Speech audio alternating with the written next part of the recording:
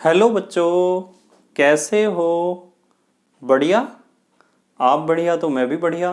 तो देखो बच्चों, आज हमें क्या पढ़ाई करनी है।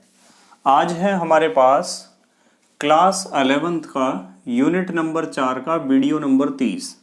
तो बेटे ये चौथे यूनिट का 30वां वीडियो है और इससे पहले 29 वीडियो आपको प्लेलिस्ट में भी मिल जाएंगे, नीचे डिस्क्रिप्शन में भी मिल जाएंगे और कुछ समय बाद आई बटन में भी लिंक आ जाएगा, जहां आप यूनिट नंबर 4 के सभी वीडियोस को देख सकते हो, समझ सकते हो और अपने सुंदर से नोट्स बना सकते हो, जो एग्ज़ाम में आपकी बहुत ज़्यादा हेल्प करेंगे। इसी के साथ साथ आपको नीचे डिस्क्रिप्शन में पीडीएफ नोट्स का लिंक भी मिल जाएगा और आप पीडीएफ नोट्स के लिए टेलीग्राम पर भी सर्च कर सकते हो KMD सहारनपुर। तो देखते हैं आज का हमारा टारगेट क्या है। आज हमें पढ़ना है संकरण के प्रकार या टाइप्स ऑफ हाइब्रिडाइजेशन। तो हमने संकरण के बारे में जैसे पिछले वीडियोस में पढ़ा था, हमने पढ़ा था कि जो परमाणु की बाहरी कक्षा के जो कक्षक होते हैं वे लगभग समान ऊर्जा वाले कक्षक आपस में मिलते हैं और आपस में मिलकर पूर्ण रूप से समान ऊर्जा वाले नए कक्षकों का निर्माण करते हैं। इस घटना को हम कहते हैं संकरण या इस क्रिया को हम कहते हैं संकरण या हाइब्रिडाइजेशन। अब हमें पढ़ना है संकरण के प्रकार कि संकरण कितने प्रकार के होते हैं। बिल्कुल ध्यान से समझेंगे। एक सेंटेंस लिखता हूं, यहां से लिखते हैं कि संकरण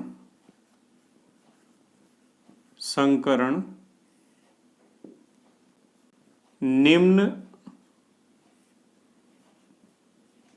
प्रकार के होते हैं। संकरण किस किस प्रकार के होते हैं परमाणु कक्षकों के बीच, उसके बारे में हमें बात करनी है। तो सबसे पहले तो हम जो पढ़ेंगे उसे कहते हैं हम sp संकरण। तो सबसे पहले हमें पढ़ना है sp संकरण। तो sp संकरण में तो नाम से ही आप समझ गए होंगे। sp संकरण से हमें क्या पता चलता है कि इसमें एक तो s कक्षक और एक p कक्षक भाग लेते हैं। जब किसी संकरण में एक s कक्षक और एक p कक्षक भाग लेता है तो ऐसे संकरण को हम कहते हैं sp संकरण। ठीक है। तो आप शॉर्ट में कैसे लिख सकते हो? शॉर्ट में आप लिख सकते हो कैसे, देखो मैं अभी बताता हूं। इस लाइन को थोड़ा सीधा कर दूं। शॉर्ट में आप लिख सकते हो इसमें का मतलब इस संकरण में, इसमें एक s कक्षक, इसमें एक s कक्षक व एक p कक्षक भाग लेता है। तो यदि संकरण की क्रिया में एक s कक्षक और एक p कक्षक भाग लेता है तो ऐसे संकरण को हम कहते हैं sp संकरण। क्या कहते हैं? sp संकरण। अच्छा एक बात बताओ, यूं बताओ कि sp संकरण में s लक्षण कितने प्रतिशत होगा? s लक्षण भाई sp संकरण में एक s कक्षक है, एक p कक्षक है, तो s कक्षक का हिस्सा कितना होगा? 50% होगा। इसका मतलब sp संकरण में s लक्षण 50% होता है। यह एग्जाम में क्वेश्चन पूछा जाता है। और p लक्षण भी कितना हो जाएगा? p लक्षण भी 50% ही होगा। इस तरह के क्वेश्चन भी आ जाते हैं पेपर में, ध्यान रखना है आपको। अच्छा, यदि आपसे पूछा जाए कि sp संकरण की आकृति बताओ कैसी होती है, यानी sp संकरण जिन अणुओं में पाया जाता है उन अणुओं की आकृति कैसी होगी, या sp संकरित कक्षकों की आकृति कैसी होगी, तो आपको ध्यान रखना है कि sp संकरित कक्षकों की आकृति होती है रैखिक। कैसी होती है? रैखिक। रैखिक कह सकते हो या रेखीय कह सकते हो या लीनियर भी कह सकते हो। रैखिक कैसी होती है? देखो ये 3 परमाणु हैं, इसमें जो ये बीच वाला परमाणु है ये sp संकरण दिखा रहा है, तो ये रेखीय आकृति ऐसी होती है या रैखिक आकृति। और ये कोण कितने डिग्री का होगा? 180 डिग्री का होगा ये कोण। तो यदि कोई आपसे पूछता है कि sp संकरण दिखाने वाले जितने भी अणु होते हैं या जो परमाणु sp संकरण दिखा रहा है उसके कक्षकों के बीच बंध कोण कितना होगा, बॉन्ड एंगल कितना होगा। तो बंध कोण तो आप बता दोगे कितने डिग्री का होता है, 180 डिग्री का, क्योंकि ये एक सरल कोण है, एक रैखिक आकृति है। तो रैखिक आकृति में तो कोण कितने डिग्री का होता है, 180 डिग्री का ही होता है ना। ये बात तो पढ़ रखी है आपने। अच्छा, एक बहुत बढ़िया बात बताता हूं आपको कि जो sp संकरण होता है ना, इसका एक और नाम होता है, दूसरा नाम sp संकरण का दूसरा नाम होता है विकर्ण संकरण। ये नाम थोड़ा सा याद रख लेना, कभी कभी एग्जाम में पूछा जाता है कि sp संकरण का दूसरा नाम बताओ क्या होता है। तो sp संकरण का दूसरा नाम होता है विकर्ण संकरण। ठीक है, अब इसके एग्जाम्पल देखते हैं।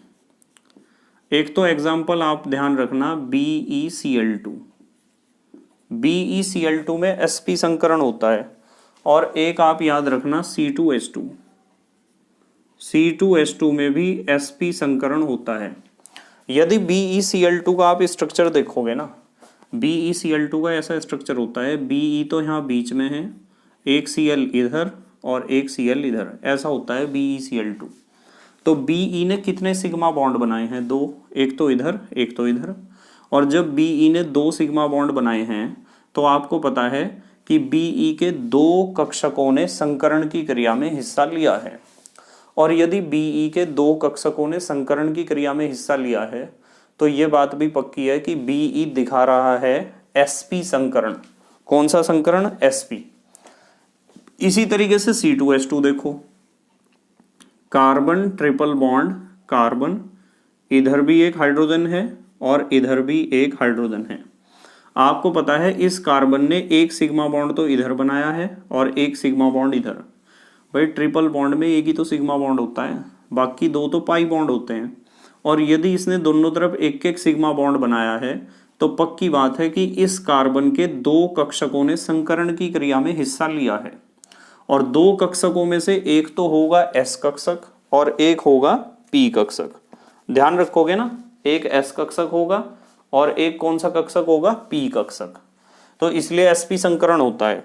यदि आप इनके बारे में और थोड़ा डिटेल में पढ़ना चाहते हो तो हम इस तरह बात कर सकते हैं कि जैसे Be है, Be का परमाणु क्रमांक होता है 4। अब यदि आप इसका इलेक्ट्रॉनिक विन्यास लिखोगे आप बहु नियम से 1s2 2s2 2p0, क्योंकि दूसरी कक्षा में p उपकोष भी तो होता है। तो दूसरी कक्षा, केवल बाहरी कक्षा की बात करेंगे, s उपकोष में 1 कक्षक और 2 इलेक्ट्रॉन, और p उपकोष में कितने कक्षक होते हैं, 3 और इलेक्ट्रॉन एक भी नहीं है। तो यहाँ संकरण की क्रिया में यदि आप BeCl2 को देखते हो तो Be केंद्रीय परमाणु है, इसके 2 कक्षक संकरण की क्रिया में भाग लेते हैं सिर्फ, और संकरण होने के बाद इनकी स्थिति ऐसी बन जाती है, देखो जरा ध्यान से,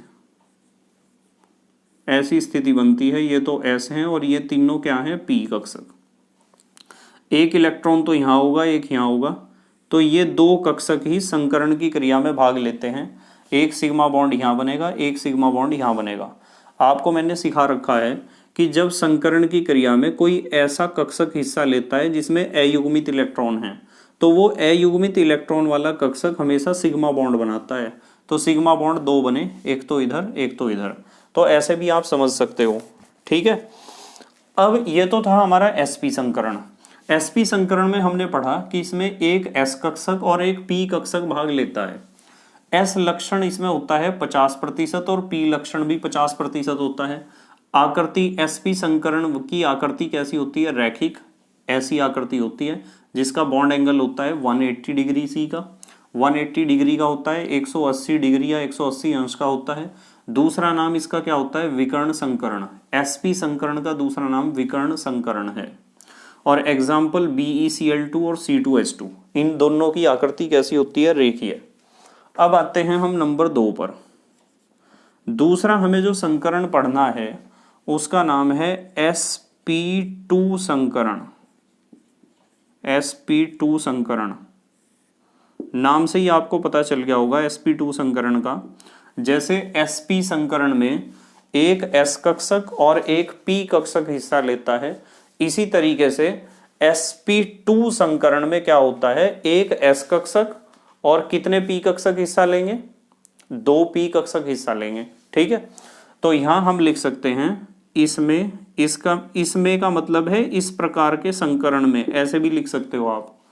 इसमें एक s कक्षक, एक s कक्षक व बताओ कितने p हैं, 2 p, एक s कक्षक 2 p ऐसे लिखता हूं। चलो कभी आप दूसरी कक्षा का p समझ लो, इसे 2p को।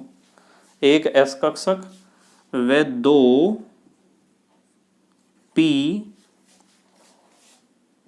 कक्षक भाग लेते हैं, 2 p कक्षक भाग लेते हैं। ठीक है, अब देखो इसके बारे में और क्या समझना है। अब हमें समझना है कि इसमें आप बताओ s लक्षण कितना होगा, s लक्षण बताओ कितना होगा। भाई 3 कक्षक है ना, एक s का 2 p के, यहां लिख दूं मैं, एक s का और 2 p के, तो 100% को 3 हिस्सों में बांट दोगे तो s के पास एक हिस्सा आएगा, यानी तिहाई हिस्सा, यानी कि s लक्षण हो जाएगा 33.3%। ये होता है s लक्षण। ठीक है, sp2 संकरण में s लक्षण 33.3% होता है। और p लक्षण कितना हो जाएगा, p करेक्टर कह दो या p लक्षण कह दो, ये कितना हो जाएगा बताओ। 2 हिस्से हैं तो 66.7% कह दो, वैसे आप 66.67% भी कह सकते हो। ठीक है, अब बात करेंगे हम आकृति की। sp2 संकरित कक्षकों की आकृति कैसी होती है, यानी जिस अणु में sp2 संकरण दिखाता है कोई परमाणु, उस अणु की आकृति कैसी होती है। उस अणु की आकृति होती है त्रिकोणीय। कैसी होती है, त्रिकोणीय होती है। त्रिकोणीय समतल कह दो, पूरा नाम लिख दो, त्रिकोणीय समतल, ट्राइगोनल प्लेनर। ये त्रिकोणीय समतल ऐसा होता है, देखो एक बॉन्ड तो ये है और एक बॉन्ड ये है और एक बॉन्ड ये है, ये तीनों बॉन्ड बोर्ड के प्लेन में है। पूरा वृत्त यानी संपूर्ण कोण कितने डिग्री का होता है, 360 का। तो 360 के 3 टुकड़े करोगे तो एक कोण कितने डिग्री का आएगा, 120 डिग्री का। तो यहाँ बॉन्ड एंगल होता है 120 डिग्री का। ठीक है, तो लिख सकते हो आप, जैसे यहाँ आकृति के बाद बंद कोण लिखा था, यहाँ भी हम लिख सकते हैं बंद कोण, बॉन्ड एंगल। तो बंद कोण कितने डिग्री का हो जाएगा, 120 डिग्री का हो जाएगा। ये तीनों बॉन्ड बोर्ड के लेवल में ही हैं, बोर्ड के तल में चिपके हुए हैं, समतलीय इसीलिए लिखा है इसे समतलीय। ठीक है, तो ये हुआ बंद कोण। और बंद कोण के बाद आपको एक बात बताता हूं, चलो यहाँ, कि इसका दूसरा नाम क्या होगा। इसका दूसरा नाम संकरण का बताओ क्या होगा। इसका दूसरा नाम होगा त्रिकोणीय। इसका दूसरा नाम होगा त्रिकोणीय संकरण। तो इसे हम कहते हैं त्रिकोणीय संकरण। इस चीज को भी आपको ध्यान रखना है, कौन सा संकरण होगा, त्रिकोणीय संकरण इसका दूसरा नाम है। अब हम बात करते हैं दूसरे नाम के बाद एग्जाम्पल की। एग्जाम्पल देखो, इसका एक एग्जाम्पल तो आपको याद रखना है BCl3 का, और एक एग्जाम्पल ध्यान रखना है C2H4। और भी बहुत सारे एग्जाम्पल है, मैं बताऊंगा बहुत सारे एग्जाम्पल। देखो BCl3 ऐसा होता है, बोरोन तो इसमें यहाँ होता है, एक Cl और एक Cl, ये तीनों Cl इस तरीके से जुड़ते हैं BCl3 में, तो 120 का ही तो बनेगा। और त्रिकोणीय समतलीय ही तो संरचना है, ट्राइगोनल प्लेनर स्ट्रक्चर है। C2H4 में थोड़ा सा कंफ्यूजन होता है बच्चों को। C2H4 का स्ट्रक्चर ऐसा होता है, 2 कार्बन डबल बॉन्ड से जुड़े हुए और उसके हर एक कार्बन के पास 2 हाइड्रोजन है, C2 और H4। तो यहाँ भी देखो, यदि इस कार्बन को देखो, ये कार्बन त्रिकोणीय संरचना में ही तो व्यवस्थित है, यानी एक सिग्मा बॉन्ड, यहाँ पता है ना डबल बॉन्ड में एक सिग्मा बॉन्ड होता है, तो ऐसी व्यवस्था होती है। ये कार्बन भी त्रिकोणीय व्यवस्था में है और ये वाला कार्बन भी त्रिकोणीय व्यवस्था में है। इसने भी 3 सिग्मा बॉन्ड बनाए हैं, single bond sigma, single bond sigma, double bond में 1 सिग्मा, और इसने भी 3 ही सिग्मा बॉन्ड बनाए हैं। जब हर एक कार्बन परमाणु 3 सिग्मा बॉन्ड बना रहा है तो इसका मतलब कार्बन परमाणु के 3 कक्षक ही संकरण की क्रिया में हिस्सा ले रहे हैं। यदि इस एंगल को आप देखोगे ना, ये वाला एंगल 120 डिग्री का ही होगा, और इस वाले या इस वाले किसी भी एंगल को देखोगे 120 डिग्री का होगा, इसके भी एंगल। ठीक है, तो ये संकरण कौन सा है? ये है sp2 संकरण। ठीक है, अब हम बात करते हैं इसके बाद तीसरे प्रकार के संकरण की, और तीसरे प्रकार का संकरण होता है, इस तार से ही परेशान हो गया मैं। तीसरे प्रकार का संकरण कौन सा होगा बताओ भाई? हमने sp पढ़ लिया, sp2 पढ़ लिया, अब हम पढ़ेंगे sp3 संकरण। sp3 संकरण, देखो sp3 संकरण का क्या मतलब है? इसका मतलब है कि इस संकरण में एक तो s कक्षक और 3 p कक्षक भाग लेंगे, तो हम लिखेंगे इस संकरण में, या इसमें लिख दो खाली, इस संकरण में या इस प्रकार के संकरण में एक s कक्षक, एक s कक्षक तथा कितने कक्षक? 3 p कक्षक, 3 p कक्षक भाग लेते हैं या हिस्सा लेते हैं। तो ऐसे संकरण को हम कहते हैं sp3 संकरण। टोटल कितने कक्षकों ने हिस्सा लिया है? टोटल लिया है 4 कक्षकों ने हिस्सा। अब इसमें आप मुझे एक बात बताओ, 4 कक्षकों ने हिस्सा लिया है, हम इसे ऐसे लिख सकते हैं, ऐसे 4 कक्षकों ने हिस्सा लिया है, एक तो s कक्षक है, 3 p कक्षक हैं। यदि मैं आपसे पूछ लूं कि s लक्षण बताओ कितने प्रतिशत होगा, तो 100 में से चौथाई हिस्सा यानी 25%। और यदि p लक्षण आपसे पूछा जाए कि p कैरेक्टर बताओ कितने परसेंट होगा sp3 संकरण में, तो 25 या 75, 3 हिस्से हैं ना इसके, 75% होगा। एग्जाम में इस तरह का क्वेश्चन भी पूछा जाता है। क्या पूछा जाता है? एग्जाम में इस तरह पूछ लिया जाता है कि मान लो आपको कोई भी संकरण दिया, sp संकरण, sp2 संकरण या sp3 संकरण, और आपसे पूछा गया कि इस संकरण में आप एक बात बताओ कि s लक्षण कितने प्रतिशत होगा और p लक्षण कितने प्रतिशत होगा। अब हम बात करेंगे इसमें आकृति की। ये बहुत इंपॉर्टेंट है, sp3 संकरण की आकृति। इसकी आकृति होती है, ये नाम सबको ध्यान रखना है, चतुष्फलकीय। इस आकृति को हम कहते हैं चतुष्फलकीय। तो sp3 संकरण की आकृति चतुष्फलकीय होती है। चतुष्फलकीय आकृति ऐसी होती है, देखो एक बॉन्ड तो ये है, एक बॉन्ड ये है, एक बॉन्ड ये है, और एक बॉन्ड है ये। ठीक है, बिल्कुल ऐसा है जैसे 3 बॉन्ड तो नीचे की तरफ है और एक बॉन्ड है ऊपर की तरफ। ये हर एक बॉन्ड, ये भी, ये भी, ये भी और ये भी, हर एक बॉन्ड 109 डिग्री 28 मिनट का होता है। ठीक है, 109 डिग्री 28 मिनट, इसमें हर एक बॉन्ड होता है 109 डिग्री 28 मिनट का। अब देखो यहाँ जो बच्चे 11th क्लास के हैं उन्हें थोड़ा सा प्रॉब्लम होती है कि सर ये 28 मिनट का क्या मतलब है, ये नहीं समझ में आया। हालांकि 10th में आपने ट्रिग्नोमेट्री में इन चीज़ों को पढ़ा था, पर फिर भी मैं बताता हूँ कि 30 डिग्री यदि यहाँ हो जाता तो 30 मिनट, यदि यहाँ हो जाता 30 मिनट, तो 30 मिनट का मतलब होता है आधा डिग्री, या यूँ कह दो 60 मिनट का मतलब होता है 1 डिग्री, और ये 28 मिनट है तो 28 मिनट का मतलब ये आधे डिग्री से कुछ कम है। और ये बॉन्ड 4 पता कैसे बनते हैं, मैं अभी बना रहा हूँ, फिर आपको दिखाऊंगा कि 4 बॉन्ड कैसे बनते हैं और किस तरह हमें इन्हें सीखना चाहिए। ये 4 बॉन्ड कुछ इस तरीके से बनते हैं, देखो इस स्ट्रक्चर को देखो ध्यान से, ये 4 बॉन्ड हैं। देखो 1, 2 और 3, 1, 2 और 3, ये दोनों बॉन्ड बोर्ड से बाहर, ये दोनों बॉन्ड क्या हो रहे हैं, ये दोनों बॉन्ड बोर्ड से बाहर आ रहे हैं, यानी आपकी तरफ आ रहे हैं। एक मिनट जरा मैं कैमरे को चेक कर लूँ सही चल रहा है या नहीं। कैमरा सही चल रहा है शायद। ठीक है, चलो देखते हैं।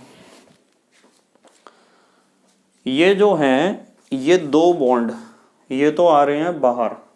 ठीक है, ये दोनों बॉन्ड तो आ रहे हैं बाहर, और ये वाला बॉन्ड है पीछे। आप ध्यान से देख लो इस स्ट्रक्चर को, और ये वाला बॉन्ड है ऊपर। तो ये कोण 109 डिग्री 28 मिनट का होगा। ये वाला कोण भी 109 डिग्री 28 मिनट का होगा, और ये वाला कोण भी 109 डिग्री 28 मिनट का होगा। ये वाला कोण भी 109 डिग्री 28 मिनट का, ये भी और ये वाला भी। इस स्ट्रक्चर को ध्यान से देख लो, ऐसा स्ट्रक्चर होता है चतुष्फलकीय। अब ठीक है, आपके समझ में आ गया। कुछ बच्चे सोचते हैं कि सर ठीक है हमारी समझ में आ गया, पर हमें एक बात नहीं समझ में आई। ये चार बॉन्ड तो हमारी समझ में आए, यदि मैं इसे ऊपर करूंगा ना तो ये तीनों बॉन्ड नीचे हो जाएंगे। ध्यान रखना, ये मतलब एक सिमेट्रिकल स्ट्रक्चर है, एक संतुलित संरचना है। ऐसा नहीं होने का कि यही बॉन्ड ऊपर रहेगा। यदि कोई सा बॉन्ड में इस तरह ले गया तो बाकी तीन नीचे आ जाएंगे।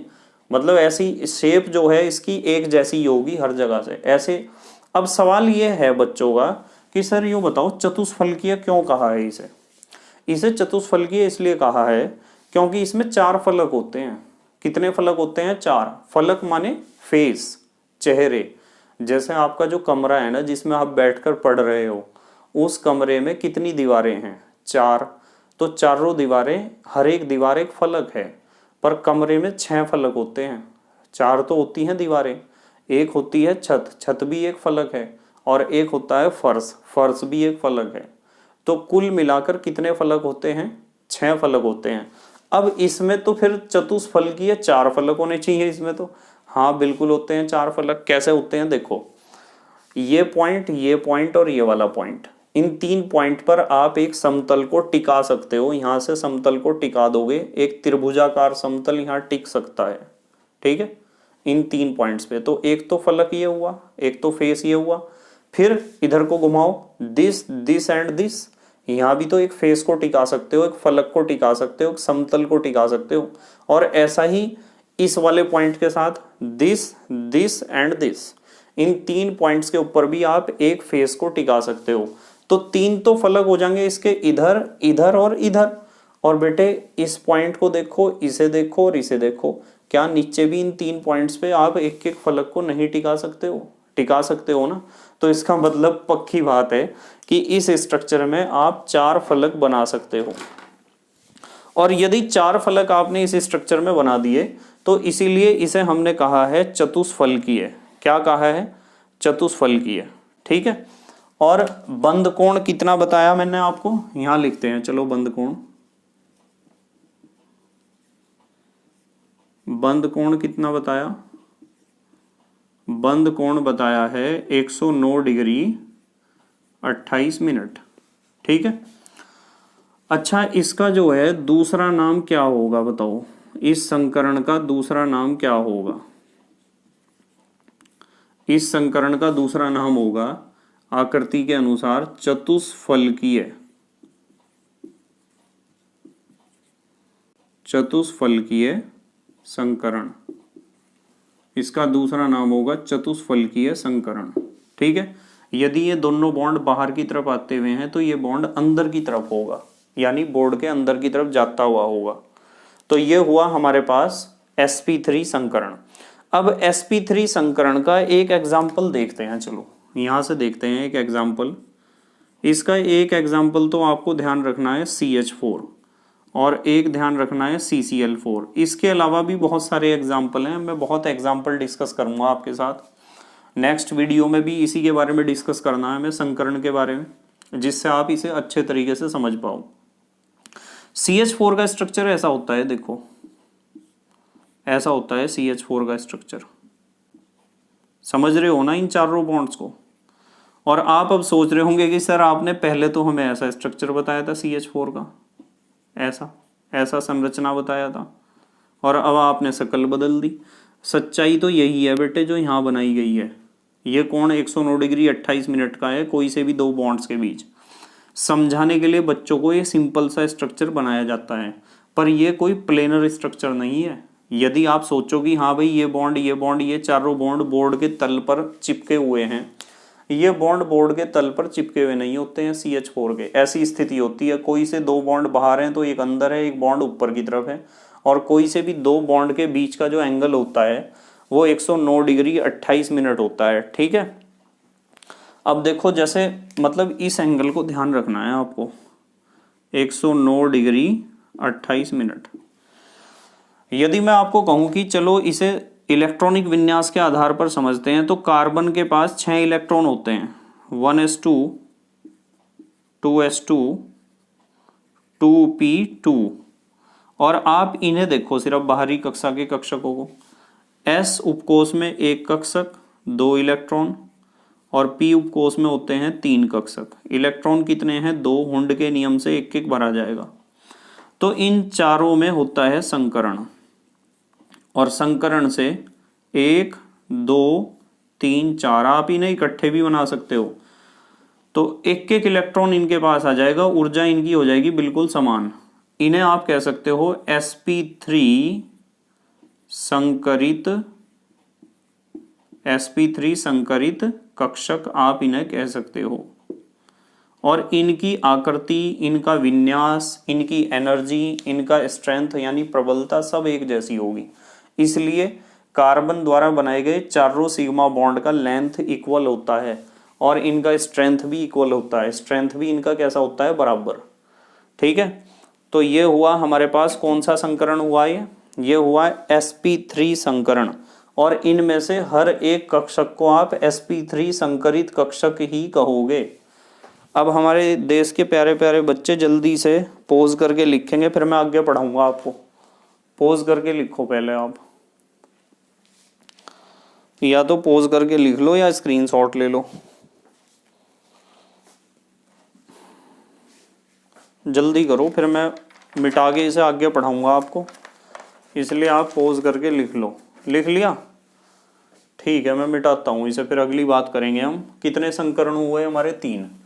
तो हमने क्या पढ़ा है?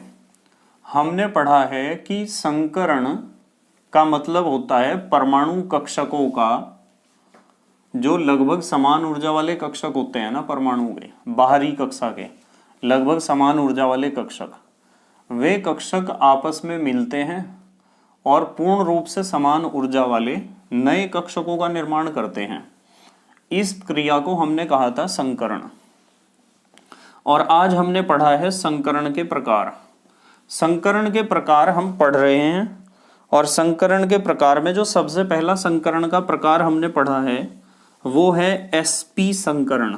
क्या है? sp संकरण। sp संकरण किसे कहा बताओ? sp संकरण हमने कहा है कि जब संकरण की क्रिया में एक s कक्षक और एक p कक्षक भाग लेते हैं, तो इस प्रकार के संकरण को हम कहते हैं sp संकरण। ठीक है, फिर sp संकरण में हमने पढ़ा कि sp संकरण में आकृति कैसी होती है? रेखीय होती है, और बॉन्ड एंगल कितना होता है? 180 डिग्री का। ठीक है, उसके बाद हमने पढ़ा sp संकरण के बाद दूसरा संकरण कौन सा पढ़ा? sp2 संकरण। sp2 संकरण में हमने पढ़ा कि sp2 संकरण में एक s कक्षक और 2 p कक्षक भाग लेते हैं, और sp2 संकरण की आकृति होती है त्रिकोणीय समतलीय, ट्राइगोनल प्लेनर, और उसका बॉन्ड एंगल कितना होता है? 120 डिग्री यानी 120 डिग्री। उसके एग्जाम्पल्स भी हमने पढ़े, और क्यों उसमें संकरण हमें sp2 देखने को मिलता है वो भी। sp2 संकरण के बाद हमने पढ़ा है sp3 संकरण। sp3 संकरण में आपको पढ़ाया है कि उसमें एक तो होगा s कक्षक और 3 होंगे p कक्षक। ठीक है, और sp3 संकरण में आपको बताया आकृति होती है चतुष्फलकीय, और बॉन्ड एंगल होता है 109 डिग्री 28 मिनट। अब बच्चों के दिमाग में क्वेश्चन आता है, क्वेश्चन ये आता है कि सर एक बात बताओ कि मान लो संकरण की क्रिया में एक कक्षक ने हिस्सा लिया,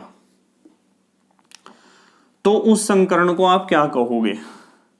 तो मैं कहूंगा कि एक कक्षक कभी भी संकरण की क्रिया में हिस्सा नहीं ले सकता, क्योंकि संकरण का मतलब है मिलना, मिलावट होना, और अकेला कक्षक किसके साथ मिलेगा और किसके साथ बटेगा, एनर्जी को किसके साथ बांट लेगा? अकेला कक्षक तो कभी भी संकरण की क्रिया में भाग नहीं लेता है। और यदि आपके पास दो कक्षक हैं ना, मान लो दो कक्षक संकरण की क्रिया में भाग ले रहे हैं और आप कहते हो कि सर ये दोनों एस कक्षक क्यों नहीं हो सकते, आप इन्हें एस और पी क्यों बताते हो कि ये एस है और ये पी है। यदि तीन कक्षक संकरण की क्रिया में हिस्सा लेते हैं तो आप उन तीनों को एस एस एस संकरण क्यों नहीं कहते। यानी इसे तो आप कह दो S2 संकरण, इसे कह दो S3 संकरण। जब तीन कक्षक हिस्सा लेते हैं तो आप इसे S कहते हो, इसे P और इसे P, आप यहाँ sp2 संकरण क्यों कहते हो। और यदि चार कक्षक हिस्सा ले रहे हो, चार तक पहुंचे हैं ना हम अभी, तो चार कक्षक में ये चारों S के नहीं हो सकते क्या। आप एक S और तीन P क्यों लेते हो, यानी आप sp3 संकरण क्यों रखते हो इसका नाम, आप इसका नाम S4 संकरण रख दो ना। तो सवाल का जवाब ये है कि ये पॉसिबिलिटी संभव नहीं है। क्यों नहीं है संभव, देखो मैं बताता हूं। संकरण होता है बाहरी कक्षा के कक्षकों के बीच, और बाहरी कक्षा में एक S कक्षक होगा, P कक्षक भी होगा, कक्षक क्या उपकोष, S उपकोष भी होगा, P भी होगा, D भी होगा, F भी होगा। अब मुझे एक बात बताओ कि भाई एक परमाणु की बाहरी कक्षा में S उपकोष एक ही तो होगा, P उपकोष एक ही तो होगा, और D उपकोष भी एक होगा, F उपकोष भी एक हो सकता है। तो आपने पढ़ रखा है कि S उपकोष में एक कक्षक होता है और P उपकोष में होते हैं तीन कक्षक, और D में होते हैं पांच कक्षक, 1 2 3 4 5, और F में होते हैं 7, 1 2 3 4 5 6 7। अब यहाँ इसके अनुसार आपको चलना पड़ेगा। यदि आपको कहा जाता है कि दो कक्षकों ने हिस्सा लिया तो एक तो S का और एक P का, sp संकरण होगा जैसा कि यहां लिखा हुआ है। और यदि तीन कक्षकों ने हिस्सा लिया तो एक S का होगा और दो P के होंगे, तो संकरण कौन सा हो जाएगा, sp2। और यदि तीन कक्षकों ने हिस्सा लिया है तो एक S का और P के तीन, P के चार नहीं हो सकते। संकरण sp3 के बाद sp4 कोई संकरण नहीं होता है। S को आप ज्यादा से ज्यादा एक बार लिख सकते हो, P को ज्यादा से ज्यादा 3 बार लिख सकते हो आप, और D को कितने बार लिख सकते हो, 5 बार। तो यदि आपके पास 1 2 3 4 5 कक्षक हैं तो 5 कक्षक हैं तो संकरण sp3D होगा, sp4 कुछ नहीं होता है, sp3D संकरण होगा। और यदि 6 कक्षक हैं तो sp3D2 होगा, 7 हैं तो sp3D3 होगा। तो संकरण को हम इस तरीके से देखते हैं। इसलिए आपको पता होना चाहिए कि S कक्षक कब हिस्सा लेगा और कितने S कक्षक हम हिस्सा कराएंगे, कितने S कक्षकों का, क्योंकि संकरण की क्रिया में बाहरी कक्षा के कक्षक हिस्सा लेते हैं और बाहरी कक्षा में एक ही तो S उपकोष होगा, और S उपकोष में तो केवल एक ही कक्षक होता है। तो आप इसे S2 क्यों लिख रहे हैं, S3 क्यों लिख रहे हैं, समझ में आई ना ये बात आपको पता होनी चाहिए। तो हमने पढ़ लिया sp संकरण, और sp संकरण के बाद हमने पढ़ा है, कौन सा संकरण पढ़ा है, sp2 संकरण, और sp2 संकरण के बाद हमने पढ़ा है sp3 संकरण, और sp3 संकरण के बाद अब हम पढ़ेंगे नंबर 4 पर sp3d संकरण। नंबर 4 sp3d संकरण। बताओ समझ में आ गया क्या लिखते ही, अब तो आपके समझ में आ गया होगा। इस संकरण में क्या होगा, इसमें या इस प्रकार के संकरण में, इसमें कह दो या इस प्रकार के संकरण में कह दो, एक S, 3 P व एक D कक्षक, एक D कक्षक भाग लेते हैं।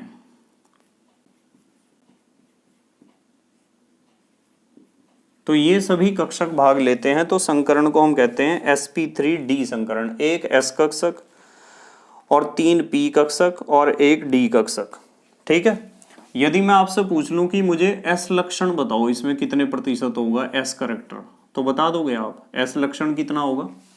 भाई आपको पता है एक S है, 3 P हैं और एक D है, 1 2 3 4 5 कक्षक हैं और 20 पंजे 100, तो S लक्षण 5 में से एक हिस्सा है तो 20% होगा S लक्षण। और P लक्षण इस प्रकार के संकरण में कितने प्रतिशत होगा बताओ? P लक्षण, P करेक्टर 20 दूनी 40 और 20 तिया 60% होगा। और D लक्षण या D करेक्टर कितने परसेंट होगा बताओ? ये भी S लक्षण की तरह 20% ही होगा। कितना होगा? 20%। ठीक है, अब हम बात करेंगे आकृति की। आकृति कैसी होती है, हमें आकृति के बारे में बात करनी है। आकृति होती है, कितने बॉन्ड बने? 5।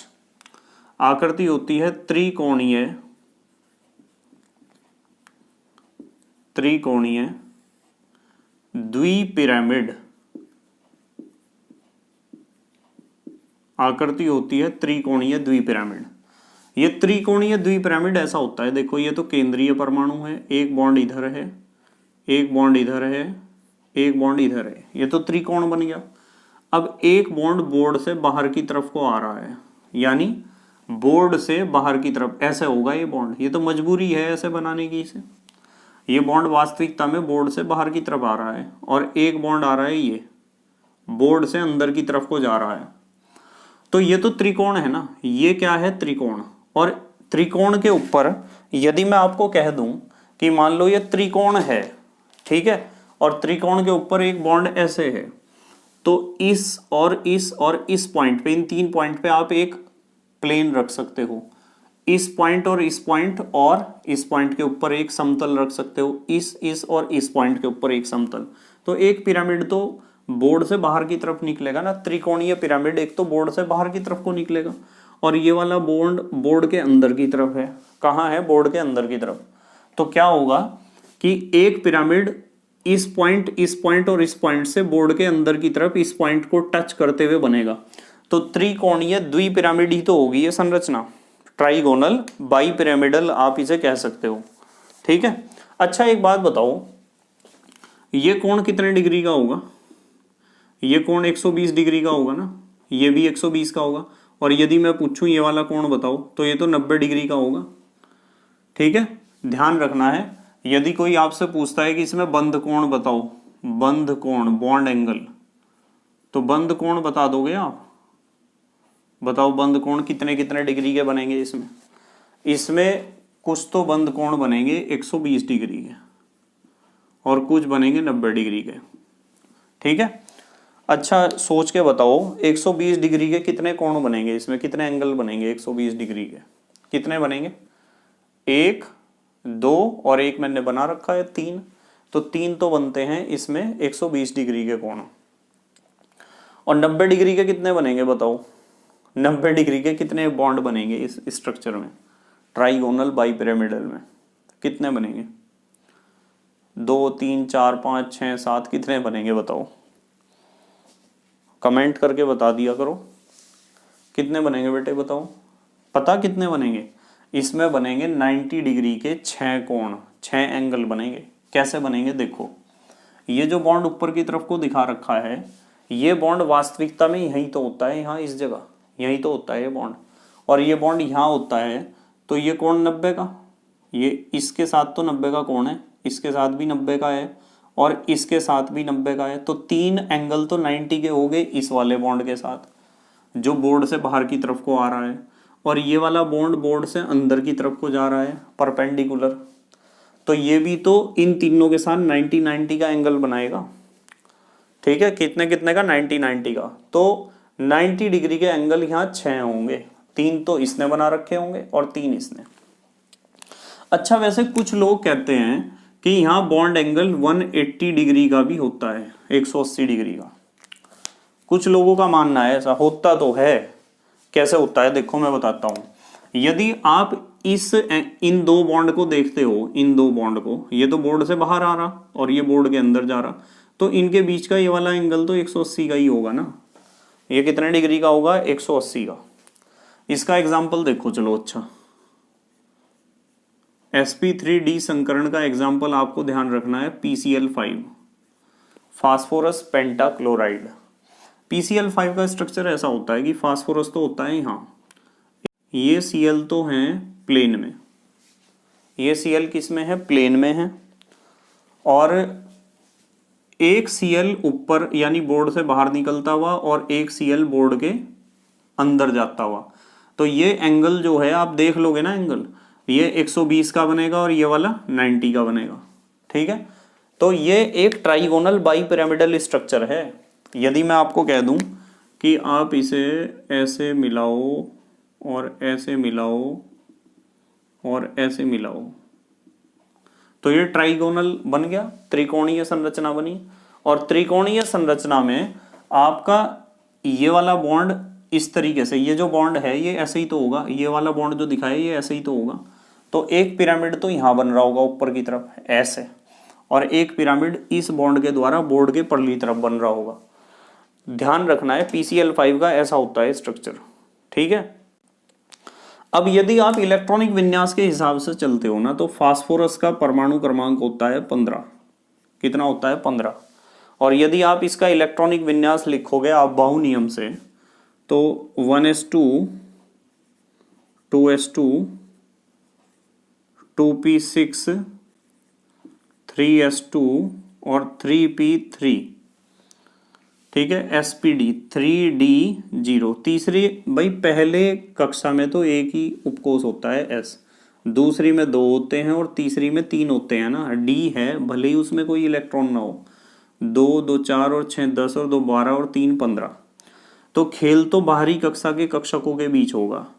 s उपकोष में एक कक्षक होता है और इलेक्ट्रॉन इसमें कितने हैं? 2। p उपकोष में होते हैं कितने कक्षक? 3। और इलेक्ट्रॉन भी इसमें कितने हैं? 3। और d में होते हैं 1 2 3 4 5 और इलेक्ट्रॉन बेचारे में है नहीं एक भी। कितने बॉन्ड बनाने हैं? 1 2 3 4 5, 1 2 3 4 5। तो इतने कक्षक संकरण में भाग लेंगे, इतने कक्षक भाग लेंगे।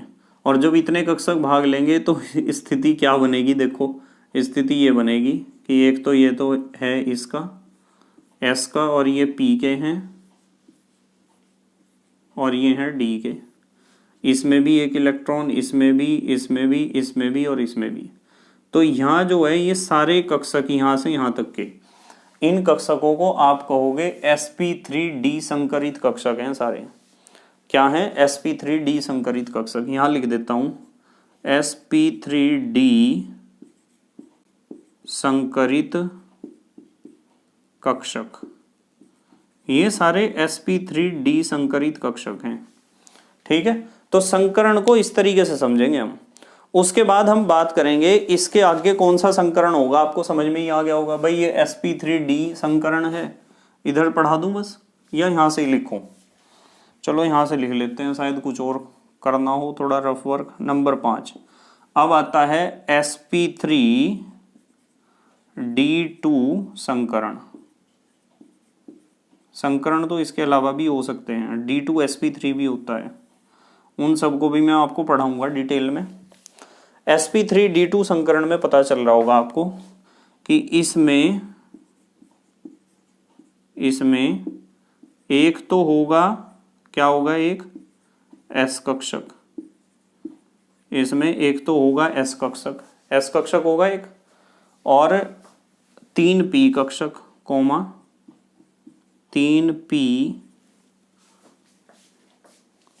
तथा 2d कक्षक भाग लेते हैं, 2d कक्षक भाग लेते हैं। तो इस प्रकार के संकरण को कहते हैं sp3d2 संकरण। ठीक है, अब बात करते हैं इसमें भी, चलो थोड़ी सी बात कर लो s लक्षण की। s लक्षण की बात करते हैं। 3 और 2 5 और 1 6 हिस्से किए हैं और 6 हिस्सों में से एक हिस्सा इसका है, तो ये बैठेगा 100 के 6 हिस्से करोगे 16.67%। s लक्षण इतना है। उसके बाद p देखो टोटल 6 हैं, 6 में से 3 इसके हैं यानी 100 में से आधा हिस्सा इसका है यानी 50%। यदि p लक्षण की बात करते हो तो p करेक्टर होगा यहाँ 50%। p करेक्टर कितना होगा? 50% होगा। अब p करेक्टर के बाद d पर आ जाओ। d पर जब आओगे तो ये हो जाएगा कितना है? 16.67 का दुगना हो जाएगा यानी आप इसे कह सकते हो डी लक्षण को कितना कहोगे, इसे आप कह दो 33.33%। ठीक है, 33.33% हिस्सा होगा किसका, डी लक्षण, डी करेक्टर इतना होगा। अब हम बात करते हैं इसकी आकृति की। sp3d2 संकरण की जो आकृति होती है ना, उसे आप कह सकते हो अष्टफलकीय। क्या कह सकते हो, अष्टफलकीय। अच्छा, मैं आपको एक बात बताता हूं, अष्टफलकीय का एक और नाम हो सकता है, इसका जो दूसरा नाम होता है ना, या करके लिखते हैं, या आप इसे कह सकते हो वर्गाकार द्विपिरामिड, वर्गाकार द्विपिरामिड। ठीक है, देखो कैसे मैं बताता हूं भाई। आपका जो है केंद्रीय परमाणु तो ये है, एक बॉन्ड तो इधर बनेगा, एक बॉन्ड इधर, एक बॉन्ड इधर बनेगा, एक बॉन्ड इधर, ये तो बन जाएगा वर्ग। ठीक है, और एक बॉन्ड ये बोर्ड से बाहर निकलता हुआ है, और एक बॉन्ड है ये बोर्ड के अंदर जाता हुआ। तो बताओ, वर्गाकार, ये वर्ग ही तो बना ना, यहाँ क्या बना है, वर्ग। और इस वर्ग से ये बॉन्ड पता है ना आपको, ऐसे है, एक पिरामिड ऊपर और ये वाला बॉन्ड बोर्ड के अंदर जा रहा है, एक पिरामिड उधर। तो आप इसे अष्टफलकीय भी कह सकते हो और वर्गाकार द्विपिरामिड भी कह सकते हो। भाई 8 ही तो फलक होंगे इसके। यदि मैं आपको कह दूं कि यहाँ इस बॉन्ड को, इस वाले बॉन्ड को यहाँ रखो और यहाँ ऊपर पिरामिड बनाओ, तो ऊपर की तरफ जो पिरामिड निकल रहा होगा उसके कितने फलक होंगे, उसके फलक, पक्की बात है, कितने फलक होंगे उसके, 4 होंगे जो बाहर की तरफ आ रहा होगा। तो 4 फलक तो उसके, 4 उसके। अच्छा बताना जरा, ये कोण कितने डिग्री का होगा, 90 का ही तो होगा, और ये वाला भी 90 का ही होगा, सारे 90 डिग्री के ही कोण बनेंगे। तो अगली बात हम करेंगे बंध कोण की। तो इसमें जितने भी बॉन्ड बनेंगे वो सारे बॉन्ड कितने डिग्री के होंगे, 90 डिग्री के होंगे। बॉन्ड एंगल इसमें कितना होगा, 90 डिग्री। ठीक है, अच्छा इसका एक एग्जाम्पल देख लो आप। एग्जाम्पल देखते हैं SF6 सल्फर हेक्साफ्लोराइड। भाई सल्फर ऐसा है, और 1 2 3 4 और एक बोर्ड से बाहर निकलता हुआ, एक बोर्ड के अंदर जाता हुआ, ये हमारे पास है क्या, फ्लोराइड। एक F यहाँ जोड़ दो, एक यहाँ जोड़ दो, और 4 ये बॉन्ड बिल्कुल प्लेन में है। कहाँ है, प्लेन में, जैसे बोर्ड के तल पर चिपके हुए हैं। तो ऐसा होता है SF6। और SF6 का स्ट्रक्चर जब भी आप बनाओगे तो आपको पता चलेगा कि ये अष्टफलकीय है। ये तो वर्ग बना, क्या बना, वर्ग। और इस वर्ग पे एक पिरामिड तो इधर होगा, जैसे ये वाला बॉन्ड है, ये बॉन्ड ऐसा ही तो होगा जैसा मेरा पेन है यहाँ, और ये वाला बॉन्ड अंदर की तरफ को होगा, और उस पे भी 4 फलक बाहर निकलते हुए और 4 फलक अंदर की तरफ हैं।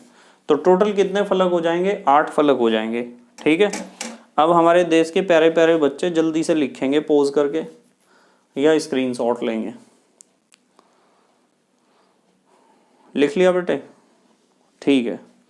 तो बेटे मुझे उम्मीद है कि आपके समझ में आया होगा कि ये जो संकरण होते हैं कितने प्रकार के होते हैं, sp, sp2, sp3, ठीक है, sp3d, sp3d2, sp3d3 भी होता है, ठीक है, और d2 sp3 भी। इसके अलावा भी बहुत से संकरण हैं, उन्हें भी थोड़ा थोड़ा मैं आपको पढ़ाऊंगा, कल के वीडियो में उन्हें थोड़ा सा पढ़ा दूंगा, उनके बारे में भी। सबको इकट्ठा लेंगे हम, जिससे फास्ट रिवीजन हो जाए और आपको और भी कुछ बातों का पता चले। ठीक है, बस मेहनत और ईमानदारी से अपनी पढ़ाई करते रहो, और हैंड रिटन नोट्स हमें बनाने चाहिए। सफलता कभी भी एक बारी में नहीं मिलती है, कभी सोचो एक दिन पढ़ने से आपको सफलता मिल जाएगी। आपको डेली पढ़ने की आदत होनी चाहिए, समझने की आदत होनी चाहिए, जब जाकर आप केमिस्ट्री को, इस सब्जेक्ट को समझ पाओगे। ठीक है, वैसे कोई मुश्किल सब्जेक्ट नहीं है, आसान है बहुत। ठीक है, तो thank you very much for watching this video. Okay, bye.